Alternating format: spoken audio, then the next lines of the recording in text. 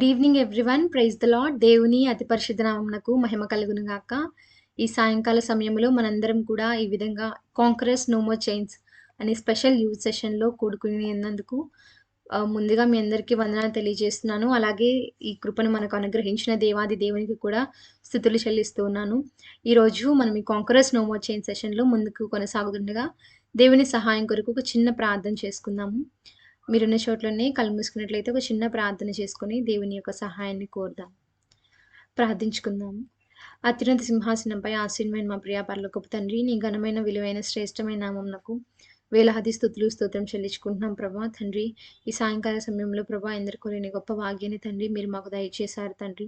సజీవుల లెక్కలో ఉంచి తండ్రి నిన్ను స్తుతించే భాగ్యాన్ని తండ్రి మాకు దయచేసినందుకు నీకు వేలాది స్తుతులు స్తోత్రం చెల్లించుకుంటున్నాం ప్రభా.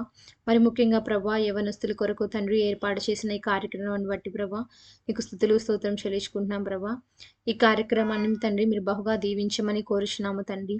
ఎంతోమంది యవ్వనస్తులను ప్రభా వారి మార్గము తప్పి నడుచుండగా ప్రభా నీవు తండ్రి నీ పిల్లల్ని ప్రభా పేరు పెట్టి పిలిచి తండ్రి నీ బిడ్డలుగా తండ్రి స్వీకరించడానికి సిద్ధంగా ఉన్నావని ప్రభా మేము ఎరుగుటకు ప్రభా ఈ కార్యక్రమం ద్వారా మాకు తెలియజేయమని మేము కోరుచున్నాము తండ్రి.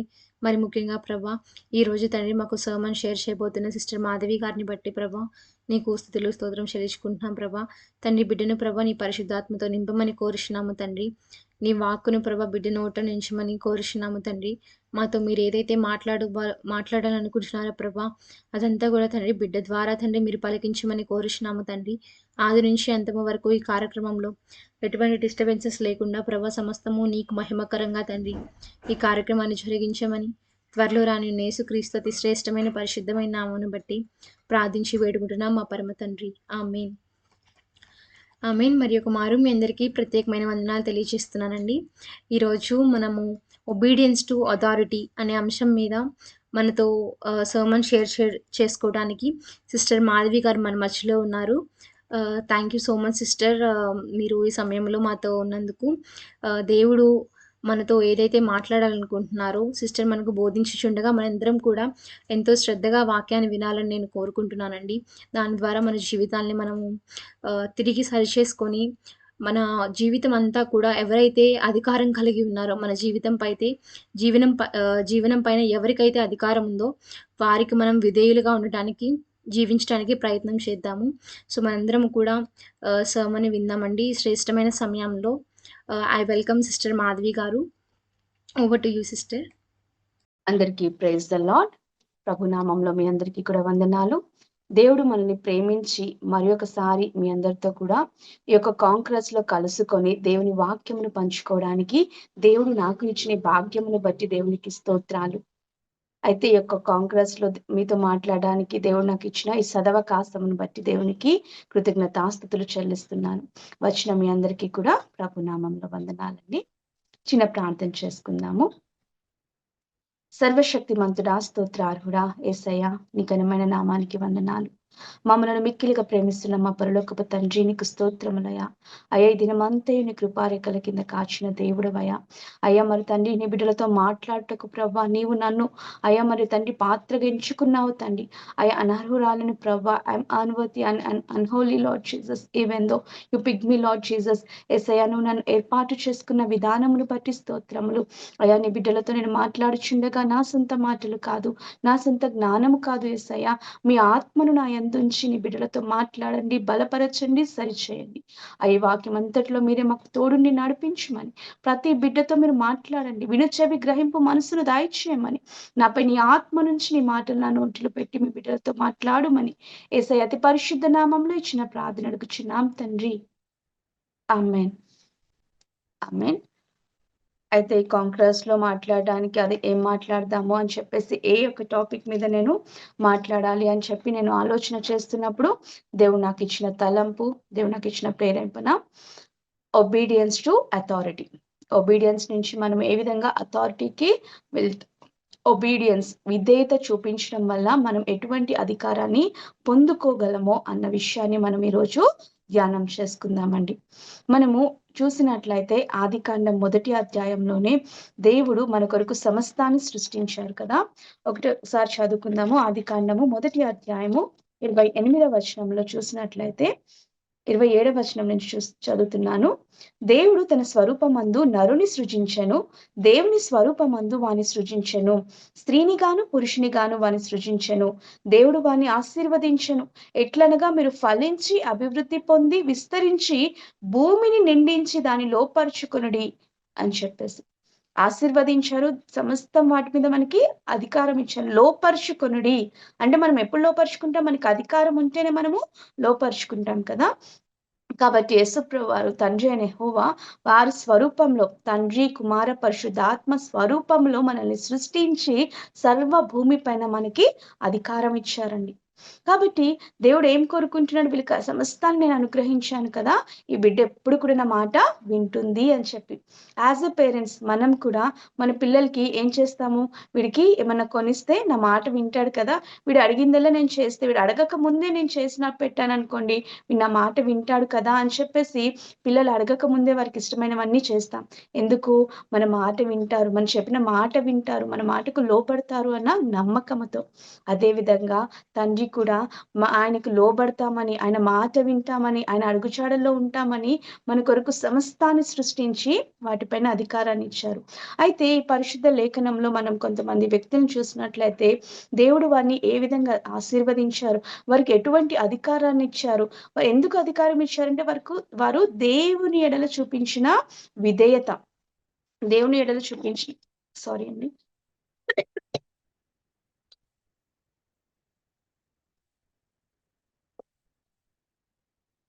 వారు దేవుని ఎడల చూపించిన విధేయతను బట్టి దేవుడు వారికి అంత అధికారాన్ని ఇచ్చారు. మొదటిగా మనం చూసినట్లయితే యేసుప్రభువాని చూడొచ్చు కదా. యేసుప్రభు వారు తండ్రికి ఎంత విధేయత చూపించారండి.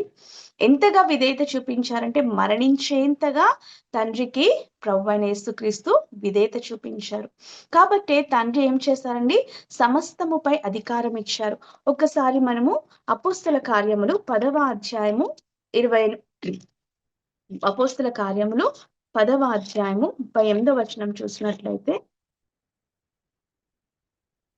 వాక్యం తీసామండి. అపోస్తల కార్యములు 10వ అధ్యాయము 38వ వచనము. అదేదనగా దేవుడు నజరేయుడైన యేసును పరిశుద్ధాత్మతోను శక్తితోను అభిషేకించినదే దేవుడు ఆయనకు తోడైండును గనుక ఆయన మేలు చేయుచు అపవాది చేతను పిడింపబడిన వారందరినీ స్వస్థపరచు సంచరించుచుండెను. ఇక్కడ దేవుడు ఏమిచ్చాడండి?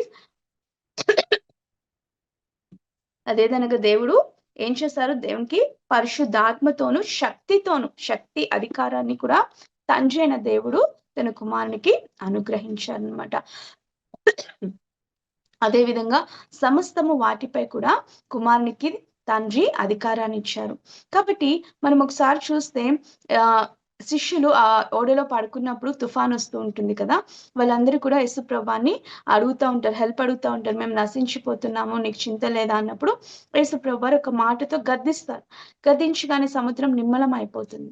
అప్పుడు వాళ్ళు అనుకుంటారు, ఇంతటి అధికారాన్ని ఇచ్చిన దేవుడికి స్తోత్రము అని చెప్పేసి తండ్రిని మహిమపరుస్తారు. ఈయన ఎటువంటి వాడో, ఈయన మాటకు ఈ ప్రకృతి కూడా లోబడుతుంది, ఈయన మాటకు సముద్రం లోబడుతుంది, ఇంతటి అధికారాన్ని దేవుడిచ్చాడు అని చెప్పేసి. అలాగే దయ్యములను వీటన్నిటిని కూడా వెళ్ళగొట్టే అధికారాన్ని కూడా తండ్రి అయిన దేవుడు తన కుమారునికి అనుగ్రహించారు. ఎందుకు? మరణించేంతగా యేసుప్రభు వారు తన తండ్రి మాటకు లోబడ్డారు కాబట్టి. అలాగే యేసుప్రభు వారు కూడా తన శిష్యులకు అధికారం ఇచ్చారు. ఎక్కడ అంటే లూకా సువార్త 10వ అధ్యాయము 19వ వచనం చూసుకున్నట్లయితే యేసుప్రభు వారు తన శిష్యులకు ఇచ్చిన అధికారం ఏంటి అంటే, లూకా సువార్త 10వ అధ్యాయము 19వ వచనం చూసుకున్నామండి. ఇదిగో పాములను 17వ వచనం చదువుతున్నాం. ఆ 70 మంది శిష్యులు సంతోషంతో తిరిగి వచ్చి, ప్రభువా, దయ్యములు కూడా నీ నామం వలన మాకు లోబడుచున్నవని చెప్పగా, ఆయన సాతాను మెరుపు వలె ఆకాశం నుండి పడుచు చూచితిని. ఇదిగో పాములను తేళ్లను త్రొక్కుటకును శత్రువు బలమంతటి మీదను మీకు అధికారము అనుగ్రహించి ఉన్నాను, ఏదియు మీకు ఎంత మాత్రము హాని చేయదు. కదా. సమస్తము వాటిపై నేను మీకు అధికారం ఇచ్చాను. ఎందుకు ఆ శిష్యులకు దేవుడు యేసుప్రభు వారు అధికారాన్ని ఇచ్చారంటే, ఆ శిష్యులందరూ కూడా యేసుప్రభు మాటకు లోబడ్డారు. ఆయన ఏది చెప్తే ఆ మాట చేస్తారు. ఆయన వెంబడించారు. ఆయన చెప్పిన ప్రతి పనిని చేస్తూ వచ్చారు. యేసుప్రభు వారిని అనుకరించి నడుచుకున్నారు. కాబట్టే యేసుప్రభు వారు తన శిష్యులకు ఏమిచ్చారండి? శత్రు బలము పైన కూడా అధికారం ఇచ్చారు. పాములను తోళ్లను తొక్కే అధికారాన్ని ఇచ్చారు. కాబట్టి ఎప్పుడైతే మనం దేవుని మాటకు లోబడతామో సమస్తము వాటిపై దేవుడు మనకి అధికారాన్ని ఇస్తారు. మొదటిగా మనం చూసినట్లయితే ఈ పరిశుద్ధ గ్రంథంలో అబ్రహాము గారిని మనం జ్ఞాపకం చేసుకోవచ్చు కదా. జెనసిస్ 12th చాప్టర్, ఆదికాండము 12వ అధ్యాయము 1వ వచనంలో చూసుకున్నట్లయితే తండ్రి అయిన యెహోవా ఆ అబ్రహాము గారికి ఆజ్ఞాపిస్తారు. ఏమని? నీవు లేచి నీ దేశము నుండి, నీ బంధువుల యొద్ద నుండి, నీ తండ్రి ఇంటి నుండి బయలుదేరి నేను నీకు చూపించు దేశమునకు వెళ్ళుము. నేను గొప్ప జనముగా చేసి నిన్ను ఆశీర్వదించి నీ నామమును గొప్ప చేయుదును. అయితే ఇక్కడ అబ్రహాం గారు ఫస్ట్ మనం చూసినట్లయితే అన్యులు అని మనకి తెలుసు కదా. ఒక అన్యుడు దేవుణ్ణి నమ్మాడు, లోబడ్డాడు. వెంటనే ఏం చేస్తాడు? నువ్వెవరో నాకు తెలియదు, నువ్వు చెప్పగానే నేను వచ్చేయాలా, నా తండ్రిని విడిచిపెట్టాలని మారు మాట్లాడకుండా ఏం చేశాడు అబ్రహాము? తన తండ్రి ఇంటిని వారందరినీ కూడా విడిచిపెట్టి దేవుడు చూపించే స్థలానికి ఆయన ప్రయాణమై సాగాడు. కాబట్టి దేవుడు ఏం చేశాడండి? అబ్రహామును 13వ అధ్యాయము 2వ వచనంలో అబ్రాము వెండి బంగారము పశువులు కలిగి బహుధనవంతుడై ఉండెను. ఎప్పుడైతే అబ్రాము దేవుని మాటకు లోబడ్డాడో దేవుడు ఏం చేస్తాడండి? బహుధనవంతుడే. అంటే తన ఇంటి నుంచి వస్తున్నప్పుడు తను ఏం తెచ్చుకోలేదు, ఏ ఆస్తిని తన తండ్రి ఇంటి నుంచి తెచ్చుకోలేదు, ఒక్కడే వచ్చేస్తాడు. కానీ దేవుని మాటకు లోబడ్డం వల్ల దేవుడు ఏం చేస్తాడండి? గొప్పగా ఆశీర్వాదం ఇచ్చాడు. ఎందుకంటే వాగ్దానం ఇచ్చాడు, నేను నిన్ను గొప్ప జనముగా చేస్తాను, నిన్ను గొప్పగా ఆశీర్వదిస్తాను అని చెప్పిన దేవుడు ఎప్పుడైతే అబ్రహాము లోబడ్డాడో దేవుడు కూడా తన ఇచ్చిన వాగ్దానాన్ని నెరవేర్చాడు. మన జీవితంలో దేవుడు మనకి ఎన్నో వాగ్దానాలు ఇస్తూ ఉంటారు కదా. మనం ఎన్నో వాగ్దానాలు పొందుకొని ఉంటాము. మనము December 31st రోజున ప్రామిస్ కార్డ్స్ తీసుకుంటాం. దేవుడు మనకి ఇచ్చిన వాగ్దానం అని చెప్పి మనం ఎంతో సంతోషపడుతుంటాం. అయితే కొన్ని వాగ్దానాలు మన జీవితంలో నెరవేర్చబడతాయి. ఇంకా కొన్ని వాగ్దానాలు ఆ వాగ్దానాలుగానే మిగిలిపోతాయి. ఆ వాగ్దానాలు నెరవేర్చబడాలి నీ జీవితంలో, ఆ వాగ్దానము నీ జీవితంలో ప్రత్యక్షపరచబడాలి అంటే మనం చేయవలసింది ఒకటే, ఆయన మాటకు లోబడి జీవించడం. దేవుడు ఏ మాట నీకు చెప్తున్నాడు, ఏ విధంగా నేను జీవించమంటున్నాడు, ఏ విధంగా నిన్ను నడుచుకోమంటున్నాడో దేవుడు చెప్పినట్లు నువ్వు చేసినట్లయితే ఆయన ఇచ్చిన ప్రతి వాగ్దానాన్ని నెరవేర్చువాడై ఉన్నాడు. దేవుడు అబ్రహాముకి ఇచ్చిన వాగ్దానాన్ని నెరవేర్చాడు. ఎందుకు అంటే అబ్రహాము దేవుని మాటకు లోబడ్డాడు. అదే విధంగా మనం చూసినట్లయితే మనకు తెలుసు, ఇస్సాకును బలిగా అర్పించమన్నప్పుడు కూడా అబ్రహాము లోబడ్డాడు. నువ్వే ఇచ్చావు కదయ్యా, నువ్వే తీసుకుంటావని ఏ మాట మాట్లాడలేదు. ఆయన మాట్లాడకుండా మౌనంగా ఇస్సాకును బలి ఇవ్వడానికి అక్కడ గొప్ప విధేయత చూపించినట్లు మనము గమనించవచ్చు. కాబట్టి దేవుడు ఏం చేశాడు? అనేక జనములకు తండ్రిగా అబ్రహామును ఆశీర్వదించాడు. నీ సంతానాన్ని ఇసుక రేణువుల వలె విస్తరింప చేస్తారని వాగ్దానం ఇచ్చిన దేవుడు ఆ విధంగా ఆశీర్వదించాడు. ఇప్పటికీ చాలా మంది చెప్పుకుంటారు కదా, అబ్రహాము మా తండ్రి. ఇశ్రాయేలు ప్రజలందరూ కూడా అబ్రహాము సంతానము అని చెప్పి అబ్రహాముని చాలా గొప్పగా ప్రైజ్ చేసి, అబ్రహాము మా తండ్రి, మేము అబ్రహాం సంతానము అని చెప్పుకుంటూ ఉంటారు. సో ఒక కుమారుని బలి ఇవ్వడానికి వెనుతీయకుండా దేవునికి లోబడ్డాడు కాబట్టి సమస్త మానవాళిని అబ్రహాముకు సంతానముగా దేవుడు చేసి విశ్వాసులకు తండ్రిగా, అనేక జనములకు తండ్రిగా దేవుడు చేసి ఉన్నాడు. అదే విధంగా మనము నోవహు గారిని కూడా చూసినట్లయితే ఆదికాండము 6వ అధ్యాయము 22వ వచనంలో చూసినట్లయితే అక్కడ నోవహు కాలంలో అక్కడున్న జనులు సమస్త కీడుతో, పాపముతో వారి యొక్క ఊహ కూడా బహు చెడ్డదిగా దేవునికి కనబడింది. కానీ కేవలం నోవహు మాత్రమే దేవుని దృష్టిలో నిందారహితుడుగా కనిపించినప్పుడు దేవుడు ఏం చెప్తాడు? ఇదిగో నేను గొప్ప జలప్రళయము తెచ్చి వీళ్ళందరినీ కూడా నాశనం చేయబోతున్నాను, కానీ నువ్వు నా దృష్టికి నిందారహితుడుగా ఉన్నావు కాబట్టి నేను నిన్ను కాపాడుతాను, నువ్వు ఓడ సిద్ధము చేసుకో అన్నప్పుడు నోవహు ఏం చేస్తాడు? దేవుని మాటకు లోబడ్డాడు. అయితే ఇక్కడ ఎప్పుడైతే దేవుడు చెప్పి ఉన్నాడో ఆ టైంలో నోవహు గారి ఏజ్ 500 ఇయర్స్ ఉంటుంది. కానీ 100 సంవత్సరాల వరకు దేవుడు నోవహు గారికి ఆ ఇచ్చిన వాగ్దానాన్ని బట్టి ఇంకా రాలేదనమాట. కాకపోతే ఆ టైంలో నోవహు గారిని అక్కడున్న వాళ్ళంతా కూడా చాలా హేళన చేసి ఉంటారు. పిచ్చోడిలాగా ఓడ కట్టుకుంటున్నాడు. వర్షం వస్తదంట, మునిగిపోతామంట, చేస్తా ఉంటారు కదండీ హేళనలు. అలా చేసినా కూడా నోవహు ఎక్కడా తప్పిపోలేదు. ఎక్కడా తొట్టిల్లలేదు. అవును 100 సంవత్సరాలు అవుతుంది కదా! దేవుడొస్తాడా? ఏమో నాకు తప్పు చెప్పారేమో, నేనెందుకు ఇన్ని సంవత్సరాలు వెయిట్ చేయాలి అని చెప్పేసి ఏనాడు అనుకోలేదండి. ఎంతమంది హేళన చేస్తున్నా, ఎంతమంది వెక్కిరిస్తున్నా కూడా కేవలం దేవుని యందు మాత్రమే దృష్టి ఉంచాడు. దేవుని మాటకు మాత్రమే లోబడ్డాడు కాబట్టి, ఆ గొప్ప జల ప్రళయంలో సమస్త మానవాళి అంతా కూడా నశించిపోయినా, దేవుడు నోబహుని కాపాడుకొని ఒక కొత్త సృష్టికి ఒక అధికారిగా నియమించాడు. ఒక కొత్త సృష్టిని చూస్తే గొప్ప ఆశీర్వాదం తనే ఆ సృష్టికి అధికారినిగా దేవుడు నిలబెట్టాడు. కాబట్టి దేవుని మాటకు లోబడినప్పుడు మనల్ని దేవుడు కేవలం ఆశీర్వదించడమే కాదు, గొప్ప శ్రమల నుంచి, శోధనల నుంచి, అపాయము నుంచి, కీడు నుంచి తప్పించు వారిగా ఉన్నారు.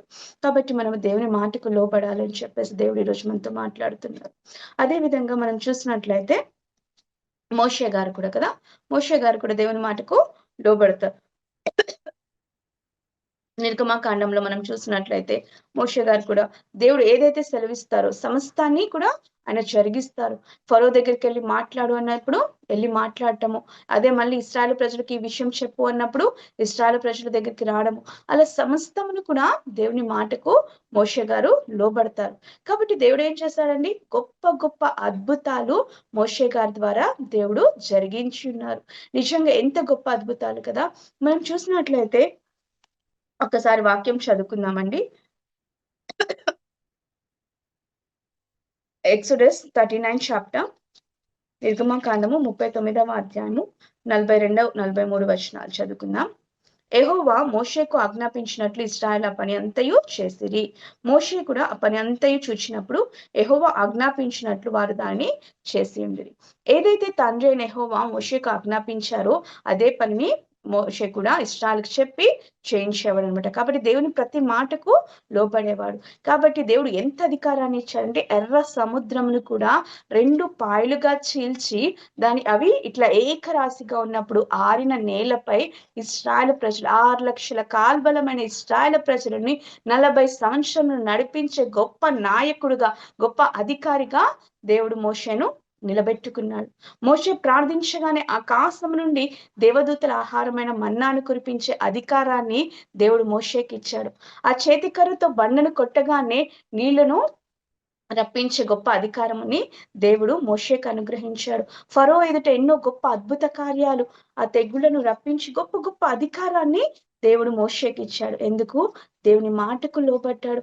దేవుడు ఏ పని చెప్తే ఆ పని చేశాడు. నువ్వు ఫరో దగ్గరికి వెళ్ళి మాట చెప్పు అనగానే ఫరో దగ్గరికి వెళ్ళేవాడు. నువ్వు వెళ్ళి ఇశ్రాయేలు ప్రజలకి మాట చెప్పు అనగానే వెళ్ళి చెప్పేవాడు. ఏనాడు కూడా మాట్లాడకుండా విధేయత చూపించాడండి. నీ విధేయత దేవుని యొక్క ఆశీర్వాదాన్ని ఆకర్షిస్తుంది. నీ యొక్క విధేయత దేవుని యొక్క అధికారాన్ని నీకు అనుగ్రహిస్తుంది. నీ విధేయత దేవుని యొక్క విజయాన్ని నీవు పొందుకునేలా చేస్తుంది.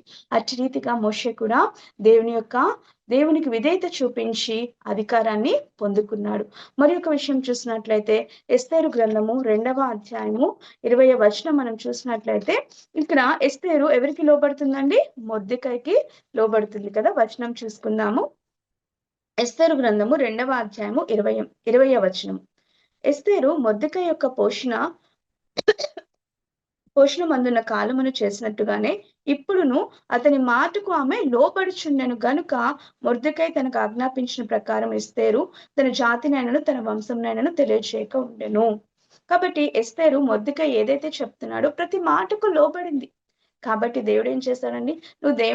ఎప్పుడైతే మనము దేవునికి లోబడుతూ ఉంటామో ఆటోమేటిక్‌గా మనుషులకు, మన పెద్దలకు, మన పేరెంట్స్‌కి, మన ఎల్డర్స్‌కి కూడా మనకు లోబడే స్వభావం వచ్చేస్తుంది. ఆ ఒబీడియన్స్ అనేది ఒక అట్రిబ్యూట్. ఆ అట్రిబ్యూట్ నువ్వు దేవుని పట్ల చూపించినప్పుడు సమస్తం వాటిపై కూడా అందరి పట్ల కూడా నువ్వు చూపించగలవు. కాబట్టి ఇక్కడ ఎస్తేరు కూడా తన పినతండ్రి అయిన ఎస్తేరు అనేది ఆర్ఫన్. ఎస్తేరు ఒక ఆర్ఫన్. తనకి తల్లిదండ్రులు లేరు, కానీ పినతండ్రి అయిన మొర్దెకై పెంచాడు. ఆ యొక్క గ్రాటిట్యూడ్ తో తను ఎప్పుడు కూడా ఆ పినతండ్రి మాటకు లోబడేది. కాబట్టి ఆ లోబడి స్వభావాన్ని దేవుడు గమనించారు. ఆ లోబడి స్వభావాన్ని దేవుడు ఎంతగానో ఆనందించి తన యొక్క రాజ్యానికి అధికారినిగా, ఒక రాణిగా దేవుడు నిలబెట్టి ఉన్నాడండి. కాబట్టి మనము ఎంతగా దేవునికి లోబడతామో, ఎంతగా మనం తగ్గించుకుంటామో, 2 పేతురు 5వ అధ్యాయంలో మనం చూసుకున్నట్లయితే, పేతురుకు రాసిన 2వ పత్రిక 5వ అధ్యాయము,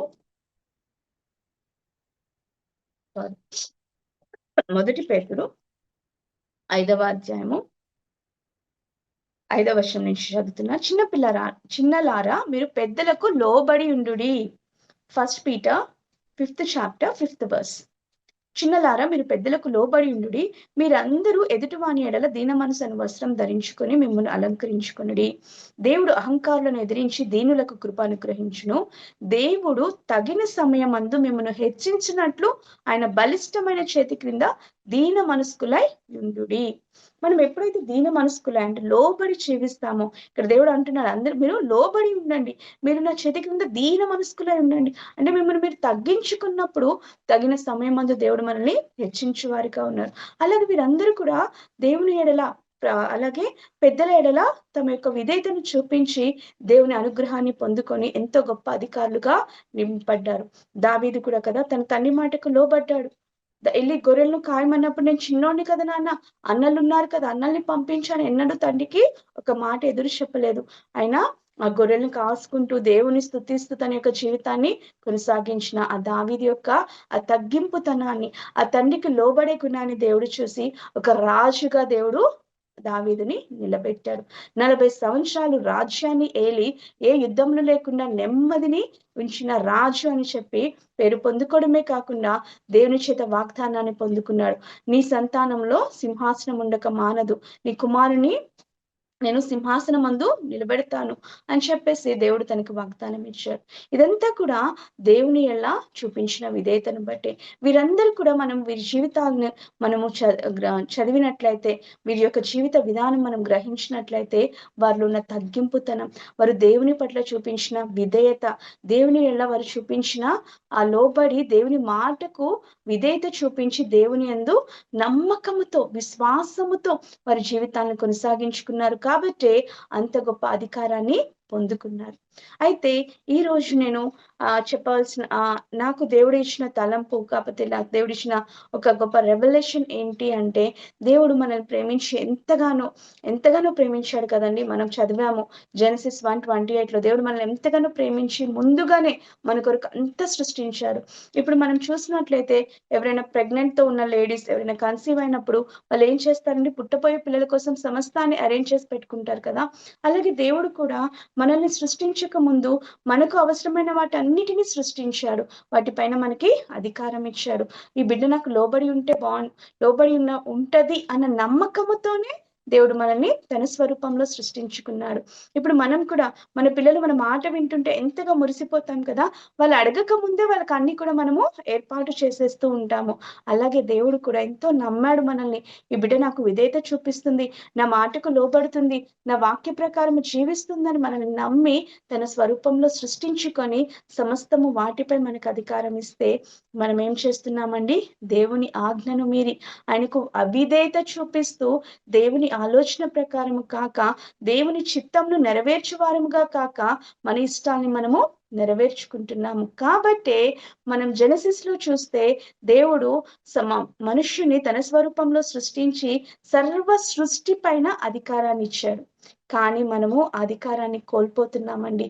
ఎందుకంటే మన యొక్క నీతిని, మన యొక్క అన్నిటిని కూడా మనము పోగొట్టుకుంటున్నాము. కాబట్టి దేవుడు ఏం చేశాడండి, ప్రకటన గ్రంథము 16వ అధ్యాయము 8వ వచనంలో చూసినట్లయితే, ప్రకటన గ్రంథము 16వ అధ్యాయము 8వ వచనంలో ఇక్కడ మనం చూస్తూ ఉంటాము, 7 పాత్రలు ఉంటాయి. 7 ఉగ్రత పాత్రలు. ఒక్కొక్క ఉగ్రత పాత్రను కుమ్మరిస్తున్నప్పుడు వస్తున్న తెగుళ్లను మనము ఇక్కడ గమనించవచ్చు. అయితే 8వ వచనము, 4వ దూత తన పాత్రను సూర్యుని మీద కుమ్మరింపగా మనుషులను అగ్నితో కాల్చుటకు సూర్యునికి అధికారం ఇవ్వబడెను. దేవుడు ఇక్కడ ఎవరికి అధికారాన్ని ఇచ్చాడు? మనుష్యులను అగ్నితో కాల్చడానికి సూర్యునికి అధికారం ఇచ్చాడు. మనం జెనసిస్ లో చూసినట్లయితే సమస్తము సృష్టించి సమస్తము వాటిపై మనకు అధికారం ఇచ్చిన దేవుడు మనలను అగ్నితో కాల్చుటకు, మనలను మీన్స్ మనుషులను అంటే లోబడని వాళ్ళను, ఎంత చెప్పినను లోబడని ప్రజలకు శ్రమ. ఎటువంటి శ్రమ అంటే ఆ లోబడిన ప్రజలను అగ్నితో కాల్చడానికి సూర్యునికి అధికారం ఇవ్వబడిందండి. ఎందుకంటే సృష్టి దేవుని మాటకు లోబడుతుంది. సృష్టి యావత్తు దేవుని కీర్తిస్తుంది. సృష్టి యావత్తు దేవుని మహిమను తెలియపరుస్తుంది. సృష్టి యావత్తు దేవుని స్తుతిస్తుంది, ఆరాధిస్తుంది. వేలాది నదులన్నీ ఆయన మహిమను కనపరుస్తున్నాయి, తెలియచేస్తున్నాయి. తరంగపు పొంగులు ఆయన బలాన్ని చూపిస్తున్నాయి. పర్వత శ్రేణులు ఆయన కీర్తిని ప్రకటిస్తున్నాయి. కానీ తన స్వరూపంలో సృష్టించుకున్న మానవుడు అవిధేయతను చూపిస్తున్నాడు. కాబట్టే నేడు ఈ అంత్య దినములో దేవుడు ఏం చేస్తాడు? తనకు లోబడుతున్న సృష్టికి అధికారాన్ని ఇచ్చేశాడు మనుషుని పైన. అందుకని ఇప్పుడు చూస్తున్నాం ఎంత భయంకరమైన దినాలండి. క్లౌడ్ బర్స్ట్ అంటే నేను పుట్టిన మొదలుకొని I never heard this type of ఇంత భయంకరమైన ఫ్లడ్స్ నేను ఎప్పుడు చూడలేదండి. ఇంత భయంకరంగా మనం ఉత్తరాఖండ్ ని చూసినట్లయితే ఊళ్ళు కొట్టుకుపోతున్నాయి కదా. ఎందుకు? అవిధేయత.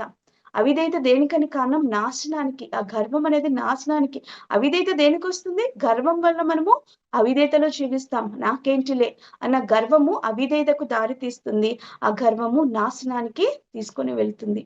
కాబట్టి దేవునికి అవిధేయత చూపిస్తూ దేవుని మాటకు లోబడకుండా తిరుగుతున్న ఈ జనము వలన ఏమవుతుందండి? సృష్టి దేవుని మాట వింటుంది. కాబట్టి సృష్టికి దేవుడు అధికారాన్ని ఇచ్చాడు కదా. యెహోషువ ప్రార్థించినప్పుడు సూర్యుడు ఆగిపోతాడు, చంద్రుడు కూడా ఆగిపోతాడు. సృష్టి దేవుని యొక్క కుమారుల మాట వింటుంది, దేవుని మాట వింటుంది. అదేవిధంగా ఎలియా ప్రార్థించినప్పుడు కూడా ఎప్పుడైతే దేవుడు సృష్టికి ఆజ్ఞాపిస్తాడో సృష్టి లోబడుతుంది. ఇక ఆది కాండంలో చూస్తే దేవుడు సమస్తాన్ని మన కొరకు సృష్టించారు, మనకు అధికారాన్ని ఇచ్చారు. కానీ మనుష్యుడు ఏం చేశాడండి? ఆ అధికారాన్ని మిస్యూజ్ చేసుకుంటున్నాడు. అధికారాన్ని దుర్వినియోగం చేసుకుంటూ దేవునికి లోబడకుండా తనకి ఇష్టానుసారంగా జీవిస్తున్నప్పుడు ఏమైందండి? చివరికి ప్రకటన గ్రంథం వచ్చేసరికి దేవుడు సృష్టికి అధికారాన్ని ఇచ్చాడు. మనుషులను కాల్చి వేయడానికి సూర్యునికి అధికారం ఇవ్వబడింది. ఇప్పుడు మనుషులను నీళ్ళల్లో ఇప్పుడు చూస్తున్నాం కదా, ప్రెసెంట్ ఎక్కడ చూసినా ఆల్ ఓవర్ నార్త్ ఇండియా కానీ ఇక్కడ సౌత్ ఇండియాలో కానీ జూలై నుంచి మనం చూస్తున్నాం భయంకరమైన ఫ్లడ్స్ కదా. అలాగే ఉత్తరాఖండ్ లో చూస్తే క్లౌడ్ బర్స్ట్ ఎంత భయంకరం కదా. సృష్టి యావత్తు దేవుని మాటకు లోబడుతుంది కాబట్టే సృష్టికి దేవుడు అధికారాన్ని ఇచ్చాడు. ఎవరి మీద? మనుష్యుల మీద. ఇక్కడ వాక్యం స్పష్టంగా చెప్తుంది రెవల్యూషన్ 16:8 లో మనుషులను కాల్చుటకు సూర్యునికి అధికారం ఇవ్వబడింది. ఎందుకంటే సూర్యుడు దేవుని మాట వింటున్నాడు. ఎప్పుడు ఉదయించమన్నా నేను ఈ రోజు రాను దేవా అని ఎప్పుడు సూర్యుడు చెప్పాడు. దేవుడు ఎప్పుడైతే సూర్యుని సృష్టించాడో ఆ దినము మొదలుకొని ఈ దినము వరకు సూర్యుడు దేవుని మాటకు లోబడుతూనే ఉన్నాడు. సూర్యుడే కాదు, సర్వ సృష్టి దేవుని మాటకు లోబడుతుంది. సముద్రపు పొంగులు దేవుని మాటకు లోబడి అవి నిమ్మళం చేయబడ్డాయి. కాబట్టి ఆ విధంగా సృష్టి లోబడుతుంది. కాబట్టి దేవుడు ఇప్పుడు ఏం చేశాడండి? సృష్టికి మనుషుని మీద అధికారం ఇచ్చారు. కాబట్టి ఇప్పటికైనా మనుష్యుడు తన యొక్క తప్పును తెలుసుకొని దేవుని యొద్దకు పశ్చాత్తాపంతో తిరిగి వచ్చినప్పుడు దేవుడు తప్పకుండా మనకు మొదటగా ఇచ్చిన అధికారాన్ని తిరిగి అనుగ్రహిస్తాడు. ఎందుకంటే మనం చూస్తాం కదా, తప్పిపోయిన కుమారుడు. మనము ఆ యొక్క పారబుల్ చూసినప్పుడు తప్పిపోయిన కుమారుడు తన యొక్క తప్పును తెలుసుకొని తిరిగి తండ్రి దగ్గరికి రాగానే తండ్రి ఏం చేస్తాడు? తన మెడపైన ముద్దు పెట్టుకొని ఉంగరాన్ని తొడుగుతాడు. ఉంగరం దేనికి సంకేతం? అధికారానికి. అంటే ఎప్పుడైతే మనం తప్పు తెలుసుకుంటామో దేవుడు తిరిగి మనల్ని మన్నించి అధికారాన్ని ఇచ్చే దేవుడు అండి. కాబట్టి ఈ రోజు దేవుడు మనతో మాట్లాడుతున్న మాటలు మనం శ్రద్ధగా ఆలకిద్దాం. ఇదిగో దేవుడు యవనస్తులను ఎంతగానో ప్రేమిస్తున్నాడు కదా. యవన బలం చాలా శ్రేష్టమైనది. మీ సమయాన్ని లోకాశలతో పోనీయక దేవునితో మీరు సమయం గడిపినప్పుడు దేవునికి లోబడటం, దేవునికి మీరు విధేయత చూపించడం మీరు చేసినట్లయితే దేవుడు మిమ్మల్ని అనేకుల ముందు హెచ్చిస్తాడండి. మీ యొక్క జాబ్స్ లో, మీ యొక్క కెరీర్ లో, మీ యొక్క ఎడ్యుకేషన్ లో, wherever you go God will you lift your up as head. మిమ్మల్ని తలగానే నిలబెడతాడు. ఎందుకంటే వాక్యం స్పష్టంగా సెలవిస్తుంది, ఆయన ఆశ్రయించు అని దేవుడు ఎన్నడూ కూడా సిగ్గుపరచువాడు కాడు అని చెప్పి. కాబట్టి మనము దేవా నీవే నా దిక్కు, నీవే నా ఆశ్రయం అని చెప్పేసి మనం దేవునికి సరెండర్ అయిపోయి ఆయనను లోబడిన జీవితం జీవించినట్లయితే ఎక్కలేనంత ఎత్తైన ఎత్తుకు హెచ్చించే దేవుడు నీ నా దేవుడు. కాబట్టి యవనస్తులతో మాట్లాడుతున్న మాట, ఇవి భయంకరమైన దినాలు. మనం లోకంలో ఉన్న వాటి పోక దేవుని మాట వింటూ దేవునికి లోబడినట్లయితే ఈ సర్వలోకము ఎంత భయంకరమైన స్థితిలో ఉన్నా కూడా దేవుడిని స్థితిని హెచ్చుగానే ఉంచుతాడు. దేవుడు నిన్ను అనేకుల ముందు హెచ్చుగా నిలబెడతాడు. దావీదుని చూసినట్లయితే దావీదు చాలా చిన్నవాడు తన కుటుంబంలో, ఆయన తండ్రి మాటకు విధేయత చూపించాడు కాబట్టే గొర్రెల కాపరి అయిన దావీదును మహారాజుగా దేవుడు అధికారాన్ని ఇచ్చాడు. అలాగే నేను కూడా ఎప్పుడైతే దేవుని మాటకు విధేయత చూపిస్తామో మనం ఊహించలేనంతగా, ఎస్తేర్ ఎన్నడూ ఊహించలేదు తన యొక్క స్థితి రాణిగా మారుతుంది అని. దావీదు ఎన్నడూ ఊహించలేదు తన యొక్క స్థితి ఒక రాజుగా మారుతుందని. కేవలం వారి యొక్క తగ్గింపు గుణం, వారికి లోబడే జీవితాలను దేవుడు ఏం చేశాడు, ఒక అధికారులకు ఒక గొప్ప స్థితిలో దేవుడు వారిని నిలబెట్టాడు. కాబట్టి నేను whenever we show obedience to God, that obedience leads us to receive an authority from God. దేవుని యొద్ద నుండి అధికారాన్ని పొందుకునే వారిగా మనల్ని మన యొక్క విధేయత నడిపిస్తుందండి. కాబట్టి మనకి ఒక ప్రోవర్బ్ ఉంటుంది కదా, obedience is better than the sacrifice. నువ్వు బలులు అర్పించడం కన్నా, ద్వితీయోపదేశ కాండంలో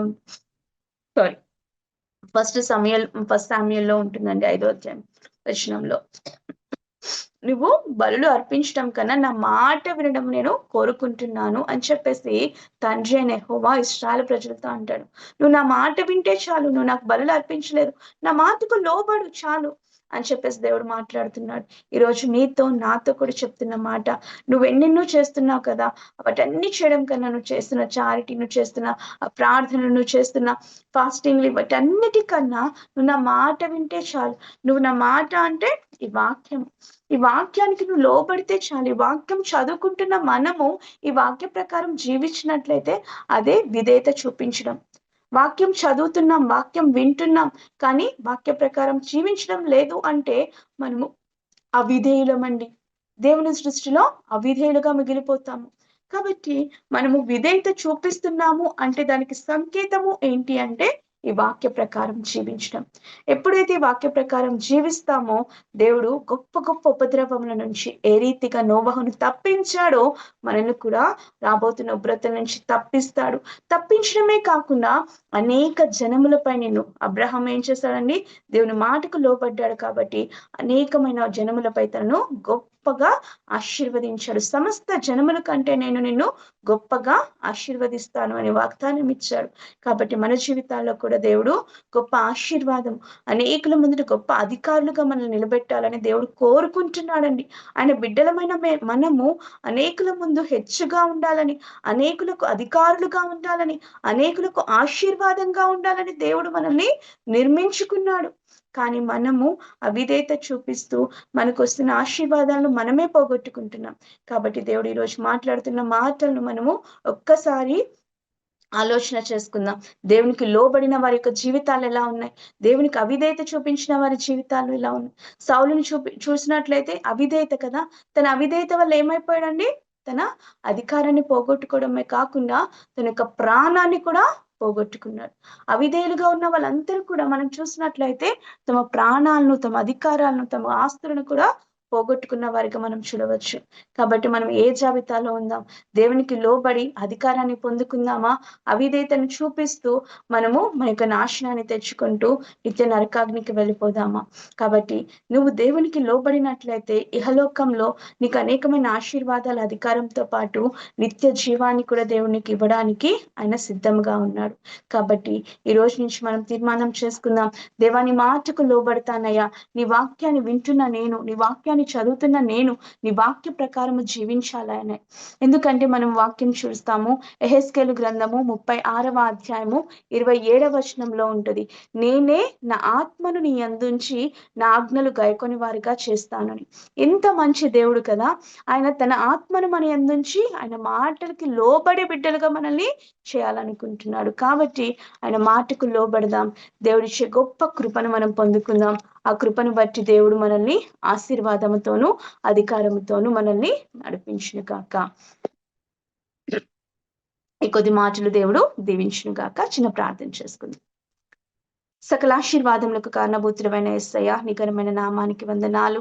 అయ్యా మమ్మల్ని ప్రేమించి మాతో మాట్లాడిన మధురమైన మాటలు ప్రభా, నీవు మమ్మల్ని ఎంతగానో ప్రేమిస్తున్నావు. అవును ప్రభా, అనేకమైన వాటిపై అయ్యా మమ్మల్ని అధికారులుగా నియమించాలనుకుంటున్నావు. నీవు కొంచెంలో నమ్మకముగా ఉంటేవి గనుక నేను అనేకమైన వాటి మీద నియమించదని అంటున్నావు ప్రభా. ఇదిగో తండ్రి, అయ్యా ఎస్తేరు ఏ విధంగా లోబడి తండ్రి, ఇదిగో అనేకుల మీద తండ్రి అయ్యా తన అధికారినిగా నిలబెట్టి ఒక రాణిగా నిలబెట్టావయ్యా. అయ్యా అదే విధంగా మోషేను ప్రభా నీ మాటకు లోబడినప్పుడు 6 లక్షల కాల్బలాన్ని నడిపించి గొప్ప నాయకుడిగా అధికారునిగా నిలబెట్టావయ్యా. అటువంటి జీవితాన్ని మాకు దయచేయమని, మాటకు లోబడి గుణాన్ని మాకు ఇయ్యవా యేసయ్యా. నీ ఆత్మను మా యందుంచి నీ ఆజ్ఞలు గైకొని వారుగా మమ్మల్ని నడిపించవా యేసయ్యా. ఈ రాత్రికాల సమయంలో మీరు మాతో మాట్లాడిన మాటలను బట్టి నీకు స్తోత్రాలు అయ్యా. వినబడిన వాక్యము నాయన మరి అపవాది దొంగిలించకుండా విత్తబడిన వాక్య ప్రకారము జీవించే కృపను ఇక్కడున్న ప్రతి బిడ్డకు దయచేయమని యేసయ్య అతి పరిశుద్ధ నామంలో ఇచ్చిన ప్రార్థన అడిగి వేడుకొంచున్నాము తండ్రి, ఆమెన్. అందరికీ ప్రైజ్ ది లార్డ్. దేవుని చిత్తం అయితే మరి యొక్క కాంగ్రెస్ లో మనందరం కలుసుకొని దేవుడు చెప్పబోయే మాటను మనము విందాము. థ్యాంక్ యూ అండి. అందరికీ ప్రైజ్ ది లార్డ్.